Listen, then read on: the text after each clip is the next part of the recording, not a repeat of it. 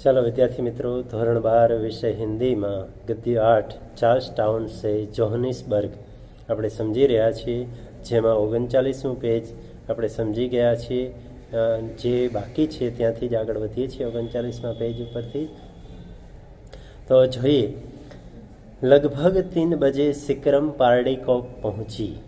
लगभग 3 वागे सिक्रम એટલે ઘોડાગાડી पारडी को पहुंचे छे। अब उस गोरे मुखिया ने चाहा कि जहाँ मैं बैठा था वहाँ वह बैठे। गांधी जी कहे छे कि पेला गोरेज जे अंग्रेज मुखिया छे एने एवं ઈચ્છું कि જ્યાં હું બેઠો છું ત્યાં પોતે બેસે। उसे सिगरेट पीनी थी, एने सिगरेट पीवी हती। थोड़ी हवा भी खानी थी, थोड़ी हवा पण एने खावी हती। इसलिए उसने एक मैला सा बोरा जो वहीं कोचवान के पास पड़ा था उठा लिया और पैर रखने के पटिए पर बिछाकर मुझसे कहा।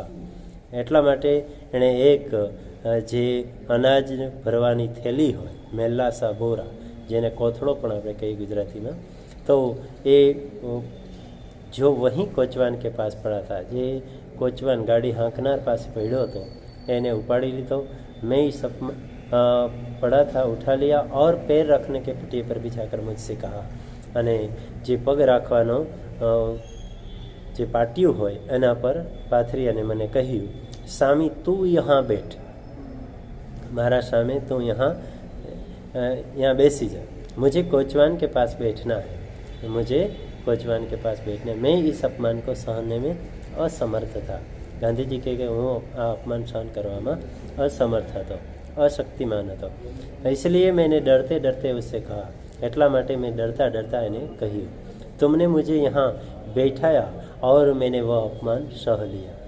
गांधी जी कहे छे कि तमे मने यहाँ बेसाड्यो અને મેં એ અપમાન સહન કરી લીધું। मेरी जगह तो अंदर थी, मारी जगह तो अंदर हती, पर तुम अंदर बैठ गई और मुझे यहाँ बैठाया। पण तमे अंदर बेसी गया અને મને यहाँ બેસાડ્યો। अब तुम्हें बाहर बैठने की इच्छा हुई है और सिगरेट पीनी है। હવે તમારે બહાર બેસવાની ઈચ્છા થઈ છે, તમારે સિગરેટ પીવી છે, इसलिए तुम मुझे अपने पैरों के पास बैठाना चाहते हो। એટલા માટે તમે મને તમારા પગ પાસે બેસાડવા માગો છો। मैं अंदर जाने को तैयार हूँ, હું અંદર જવા તૈયાર છું, पर तुम्हारे पैरों के पास बैठने को तैयार नहीं। હું અંદર જવા તૈયાર છું પણ હું તમારા પગ પાસે બેસવા તૈયાર નથી। मैं मुश्किल से इतना कह पाया था कि मुझ पर तमाचों की वर्षा होने लगी। गांधी जी કહે છે કે મેં માંડ એટલું તો કહી શક્યો, ત્યાં તો મારા પર તમાચા, ઝાપટો અને એની જાણે વરસાદ થવા લાગી, મને મારવા લાગ્યો। और वह गोरा मेरी बाह पकड़कर मुझे नीचे खींचने लगा। અને એ અંગ્રેજ અધિકારી મને મારો હાથ પકડીને, બાવડું પકડીને મને નીચે ખેંચવા લાગ્યો। बैठक के पास ही पीतल के सिंखचे थे। बैठक પાસે पीतळનું हैंडल હતું, सिंखचे એટલે हैंडल। मैंने भूत की तरह उन्हें पकड़ लिया और निश्चय किया कि कलाई चाहे उखड़ जाए पर सिंखचे न छोड़ूंगा। मैं भूतनी जेम ए पकड़ी लीधું અને નક્કી કરી લીધું કે ભલે કાંડું નીકળી જાય પણ એ हैंडल नहीं छोड़ूं। मुझ पर जो बीत रही थी उसे अंदर बैठे हुए यात्री देख रहे थे। मारा पर जो वीती रही थी ये अंदर बैठेला यात्रियों જોઈ રહ્યા હતા। वह गोरा मुझे गालियाँ दे रहा था, ये अंग्रेज मने गाળો આપી રહ્યો હતો। खींच रहा था, मार भी रहा था, ખેંચી રહ્યો હતો અને મારી પણ રહ્યો હતો, पर मैं चुप था, પણ હું ચૂપ હતો। वह बलवान था और मैं बलहीन, ये शक्तिशाળી હતો અને હું शक्तिहीन। यात्रियों में कईयों को दया आई और उनमें से कुछ बोल उठे। જે યાત્રાળુઓ હતા એમાંથી કેટલાકને દયા આવી અને કેટલાક બોલી ઉઠ્યા, अरे भाई उस बेचारे को वहाँ बैठा रहने दो। अरे भाई એ વિચારાને ત્યાં બેસવા દો, उसे नाहक मारो मत, એને ખોટી રીતે મારો નહીં। उसकी बात सच है, એની વાત સાચી છે। वहाँ नहीं तो उसे हमारे पास अंदर बैठने दो, यहाँ नहीं तो એને हमारी पास अंदर બેસવા દો। गोरे ने कहा, हरगिज नहीं। ये अंग्रेजे કહ્યું કે ક્યારેય નહીં, पर थोड़ा शर्मिंदा वह जरूर हुआ। પણ આટલા બધા વ્યક્તિઓ કીધું એટલે થોડોક શરમ પણ લાગી એમ। अतएव उसने मुझे मारना बंद कर दिया। એટલા માટે એણે મને મારવાનું બંધ કરી દીધું. और मेरी बाँ छोड़ दी અને મારું બાવડું છોડી દીધું. 2-4 ગાલિयाँ તો જ્યાદા દી, પણ છતાંય એને 2-4 ગાળો વધારે આપી દીધી. पर एक होटेंटांट नौकर दूसरी तरफ बैठा था, उसे अपने पैरों પણ એક હોટેન્ટાન્ટ એટલે દક્ષિણ આફ્રિકા કી એક ભાષા બોલને વાલા નોકર, દક્ષિણ આફ્રિકાની ભાષા બોલતો હોય એવો એક નોકર જે दूसरी तरफ બીજી બાજુ બેઠો હતો. अपने पैरों के सामने बैठा कर खुद बहार बैठा. એણે મારી પગની સામે બેસી અને ખુદ એ બહાર બેઠો. યાત્રી અંદર બેઠ ગઈ અને યાત્રાળુ બધા અંદર બેસી ગયા. सीटी बजी, सीटी वागी, सिक्रम चली, घोड़ा गाड़ी चाली. मेरी छाती तो धड़क ही रही थी, मारी छाती तो धड़की रही थी અને धक धक થઈ રહી थी. मुझे शक हो रहा था कि मैं जिंदा मुकाम पर पहुंच सकूंगा या नहीं. મને તો શંકા જઈ રહી હતી કે હું જીવિત જ્યાં જવું છે જે સ્થળ મુકામ એ ત્યાં પહોંચી શકીશ કે નહીં. વહ ગોરા મેરી और बराबर घूरता ही रहा. એ અંગ્રેજ અધિકારી મારી બાજુ એ ડોરા કાઢતો રહ્યો અને જોતો રહ્યો. ઉંગલી દિખાકર બડબડાતા રહ્યા અને આંગળી દેખાડી અને બડબડ કરતો રહ્યો. યાદ રખ, સ્ટેન્ડર્ડ ટન પહોંચને દે, ફિર તુજે મજા ચખાઉંગા. અને એક એમ કહેતો હતો કે યાદ રાખ, સ્ટેન્ડર્ડ જે સ્થળનું નામ છે ત્યાં પહોંચવા દે ને, પછી તને મજા ચખાડીશ. મેં તો ગૂંગા ही बैठा रहा, હું તો મૌન બેસી રહ્યો. और भगवान से अपनी रक्षा के लिए प्रार्थना करता रहा. અને ભગવાન મારી રક્ષા કરજે એવી હું પ્રાર્થના કરતો રહ્યો. रात हुई, स्टैंडर्स्टन पहुँचे कई हिंदुस्तानी चेहरे दिखाई दिए. અને રાત થઈ, સ્ટેન્ડર્સ્ટન પહોંચ્યા ગાંધીજી.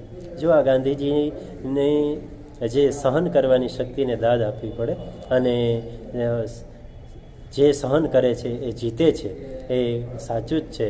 એટલે જ કુરાને શરીફમાં પણ કહેવામાં આવ્યું છે કે ઇન્નલ્લાહ સાબિરીન, સબ્ર કરને વાલો કે સાથ અલ્લાહ હૈ.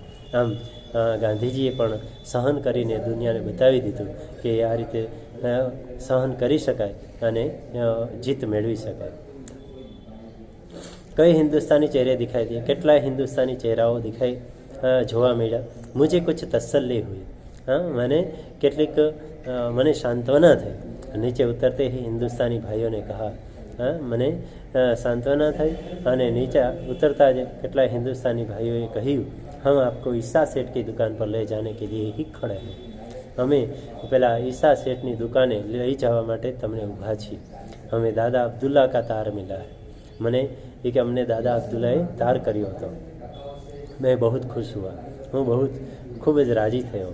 उनके साथ सेठ ईसा हाजी सुमार की दुकान पर पहुंचा. અને એમની સાથે सेठ ईसा हाजी सुमार ने दुकान पर पहुंचो. सेठ और उनके मुनीम गुमास्तों ने मुझे चारों ओर से घेर लिया. सेठ અને એના મુનિમ એટલે હિસાબ કિતાબ રખને વાલા કર્મચારી, ગુમાસ્તા એટલે ખરીદને और बेचने वाला आदमी, હિસાબ કિતાબ રાખવાવાળા અને વેપાર કરનારા જે કર્મચારીઓ હતા એણે મને બધી બાજુથી ઘેરી લીધો. मैंने अपनी बीती सुनाई, मैं हमारा पर जो बीती ये बधी संभळाई. मैं बहुत दुखी हुए, वे बहुत दुखी हुए और अपने कड़वे अनुभव का वर्णन करके उन्होंने मुझे आश्वस्त किया. એ ખૂબ જ દુઃખી થયા. એ પણ એમના કડવા અનુભવના વર્ણન કરી અને મને આશ્વાસન આપ્યું. मैं सिक्रम कंपनी के एजेंट को अपने साथ हुए व्यवहार की जानकारी देना चाहता था. હું પણ પેલા ઘોડાગાડીની કંપનીના જે એજન્ટ હતા એને अपने साथ हुए व्यवहार, અમારી સાથે જે વ્યવહાર થયો એની જાણકારી આપવા માગતો હતો. मैंने एजेंट के नाम चिट्ठी लिखी. मैं एजेंटના નામે चिट्ठी लखी. उस गोरे ने जो धमकी दी थी, उसकी चर्चा की. पहला अंग्रेज अधिकारी मैंने जो धमकी आई थी यानी चर्चा करी और यह आश्वासन चाहा कि सुबह आगे की यात्रा शुरू होने पर मुझे दूसरे यात्री के पास अंदर ही जगह दी जाए. मैं આશ્વાસન માગ્યું કે સવારે જ્યારે યાત્રા શરૂ થાય ત્યારે મારે બીજા યાત્રીઓની બાજુમાં બેસવાનું અને અંદર બેસવાનું. चिट्ठी एजेंट को भेज दी। हाँ, चिट्ठी एजेंट ने मोकली दी थी। एजेंट ने मुझे संदेशा भेजा। एजेंटे મને સંદેશો મેસેજ આપ્યો કે સ્ટેન્ડર્ડ સ્ટન સે બડી સિક્રમ આતી ઓર કોચવાન વગેરે બદલ જાતે અને સ્ટેન્ડર્ડ સ્ટનથી મોટી ઘોડાગાડી આવશે જેમાં હાંકનાર પણ બદલાઈ જશે। जिस आदमी के खिलाफ अपने शिकायत की है वो कल नहीं रहेगा અને જે માણસની સામે તમે ફરિયાદ કરી છે એ માણસ કાલે નહીં હોય। आपको दूसरे यात्रियों के साथ पास ही जगह मिलेगी। તમને બીજા યાત્રીઓની સાથે જગા મળી જશે। इस संदेशे से मुझे थोड़ी बेफिक्री हुई। आ मैसेज थी, आ संदेशाથી મને થોડી लापरवाही थी, એટલે કે चिंता दूर થઈ। मुझे मारने वाले उस गोरे पर किसी तरह का कोई मुकदमा चलाने का मैंने विचार ही नहीं किया था।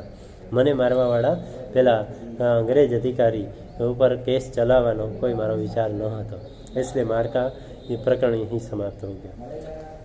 એટલે મારવાનું જે પ્રકરણ હતું અહીંયા પૂર્ણ થયું। સવારે ઈશા શેઠ કે લોગ મુજે સિક્રમ પર લઈ ગયે। સવાર થતાં જ ઈશા શેઠના લોકો મને ઘોડાગાડી પર લઈ ગયા। मुझे मुनासिब जगह मिली અને મને मनपसंद जगह મળી और बिना किसी हैरानी में उस रात जोहानिसबर्ग पहुंच गया અને કોઈ પણ જાતની પરેશાની વગર હું જોહાનિસબર્ગ પહોંચી ગયો। આમ ગાંધીજીની જે સ્ટેન્ડર્ડ સ્ટનથી જોહાનિસબર્ગ, ચાર્લ્સ ટાઉન છે જોહાનિસબર્ગની યાત્રા એમણે જે કરી અને એ યાત્રામાં જે કડવો અનુભવ થયો એની વાત આ ગદ્યની અંદર આપણે જોવા મળી। વિદ્યાર્થી મિત્રો, તો એ બહુ જ ખરાબ અનુભવ હતો, કારણ કે ગાંધીજી પણ યુવાન હતા, પણ ત્યારે એનો સામનો કર્યા વિના એમણે સહન કર્યું અને સહન કરી અને દુનિયાને બતાવ્યું કે જે સહન કરે છે એ જીતે છે। એટલે એ સહન કરીને એમણે એવો કદાચ નિશ્ચય કર્યો હશે કે હે અંગ્રેજ અધિકારી, આજ તું મને આ ઘોડાગાડીમાં કે આ રેલગાડીમાંથી મને ઉતારી મૂકે છે, પણ એક દિવસ એવો આવશે કે હું તને ક્વિટ ઇન્ડિયા કરીને કાઢી મૂકીશ, એમ તને ભારત છોડાવી દઈશ। અને એ જ ભારત છોડાવી દેનાર મોહનદાસ કરમચંદ ગાંધી। તો એ સાબરમતી के संत तूने कर दिया कमाल, बिना हथियार बिना ढाल, साबरमती के संत तूने कर दिया कमाल। तो आ साबरमतीના સંત મોહનદાસ કરમચંદ ગાંધીને શત વંદન। ત્યાં આપણો પાઠ પૂર્ણ થઈ જાય। એના સ્વાધ્યાયના પ્રશ્નો છે વિદ્યાર્થી મિત્રો, એ 40-41 પેજ ઉપર એ જોઈ લેજો, લખી લેજો, વાંચી લેજો, તૈયાર કરી લેજો।